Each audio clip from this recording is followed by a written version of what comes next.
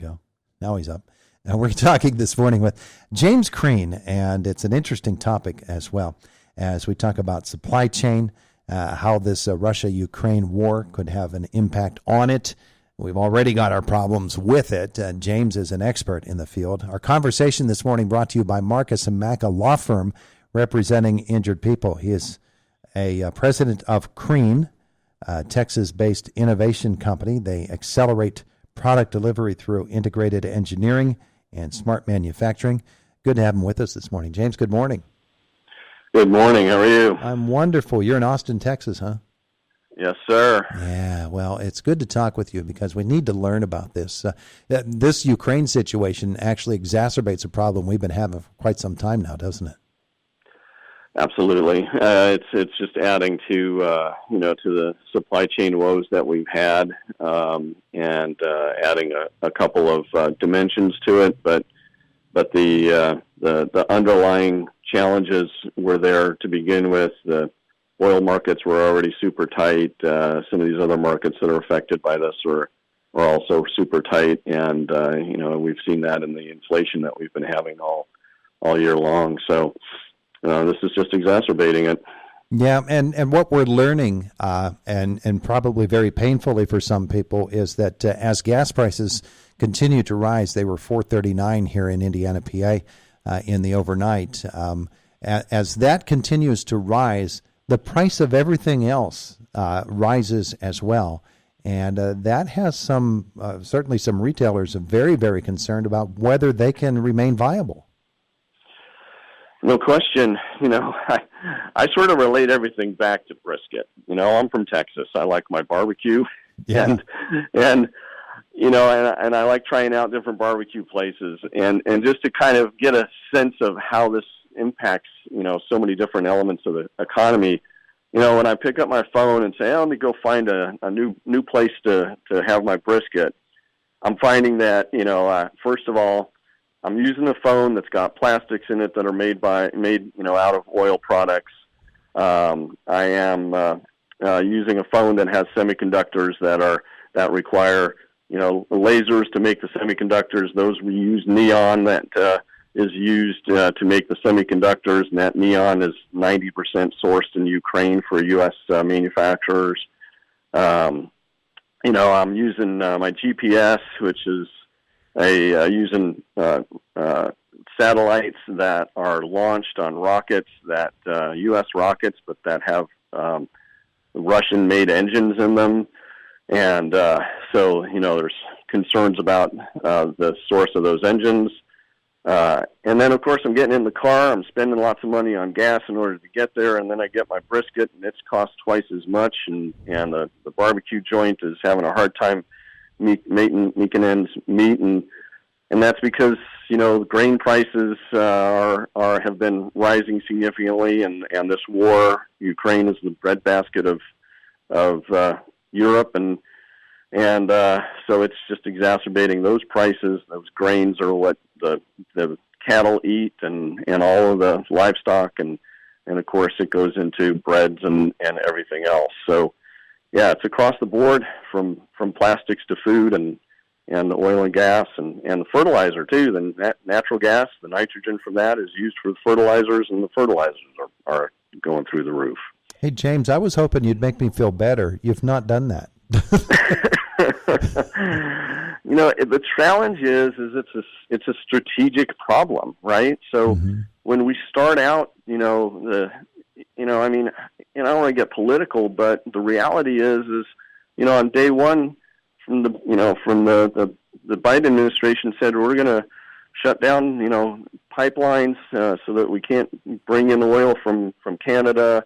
We're basically declaring war on the oil and gas industry and focusing on electric cars and everything else. Which I'm an environmentalist. I mean, hey, listen, if you I'm all in favor of that, but only 3% of the cars are electric right now. You can't ignore the other 97% of the economy. You have to have an integrated strategy. And so, when you're just reacting to the things that come up like this, it makes it really challenging because we don't have a energy strategy in place that ensures that these different companies aren't leveraging that supply chain on us. James Crean is our guest this morning. He is a supply chain expert. James, when we think about what we can do in order to get through this crisis, one of the really difficult problems is there's no way to time it out, is there?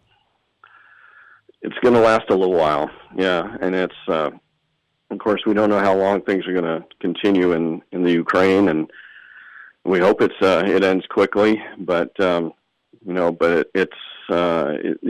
just when that problem hopefully gets solved sooner rather than later, that doesn't mean that that these issues go away. The issues are still there, underlying issues that were there before the invasion, and the horrific stuff we're seeing in Ukraine, and those will continue, unfortunately.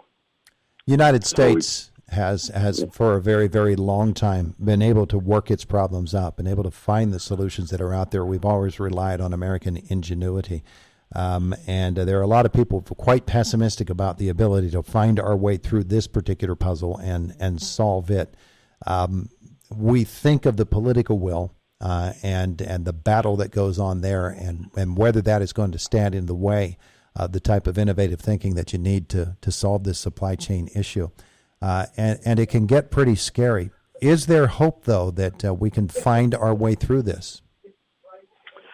Well, we're working with companies every day that are moving their manufacturing here from China and other places.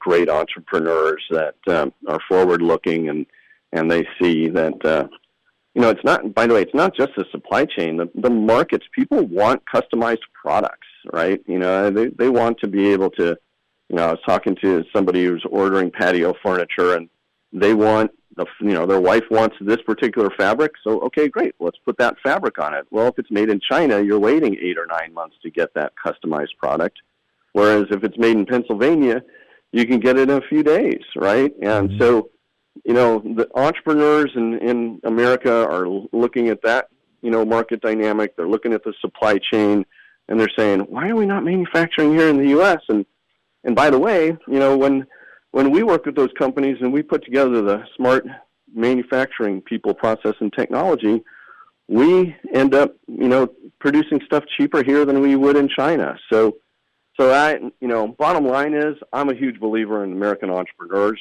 and it's those entrepreneurs that are going to help solve these problems for sure. All right. There are a lot of political things to overcome in order to make that happen. Tell me about Crean Industries, because it sounds like you're uniquely positioned here to be a real big help in this whole quandary that we're in.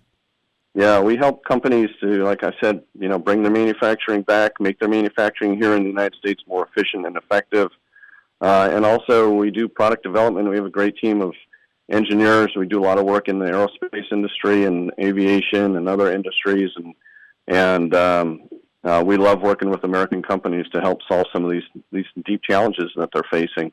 So go to Crean Inc., CREANINC.com, and we'd love to help. Hey, James, you were talking a couple of moments ago about things that are unique or uniquely from Ukraine for their uses here in the United States. When you have a situation where one country, whether it's their fault or somebody else's fault, for what's going on in particular, we're talking supply chain here. Does it look to you as if there should be plenty of people say, all right, there's an opportunity to move it here to the United States and manufacture it here? We provide jobs, we help our economy, and yes, we would love to be able to have partners overseas, but if that's not going to work for us, we don't want to work ourselves into a corner where we're waiting and depending on somebody else. Yeah, absolutely. There's, the opportunity for American manufacturing has never been better, and the time is now for all the obvious reasons. But like I also said, there's market forces in the future. More and more people are going to want customized product, and you can't get customized product in a day or two from China. And right now, people are used to being able to go to Amazon or other online sites and be able to order something and get it within a few days. the caveat is it has to already be made and sitting in a distribution center. The future is it doesn't have to be made and sitting in a distribution center. It can be made to order and still delivered quickly. And those are the kinds of solutions that we're helping companies to say, hey, let's look at how do we make customized product faster and faster and be ready and for that market and serve that market and create great opportunities for American companies. It's not all about cost. It's about so many other things, and I really encourage American business owners to look at how do they bring that supply chain home. It's the right thing to do from a business perspective, and it's a patriotic thing to do at the same time. He might not have thought that he was going to be fighting this war on the front lines as he is right now in terms of manufacturing, but he is. He's James Crean, Crean Industries. James, quickly, that website again. Creaninc.com, creaninc.com. Beautiful. Hey, thanks so much for visiting with us today. Thank you so much. Have a great day. You too. Have a great day. You too.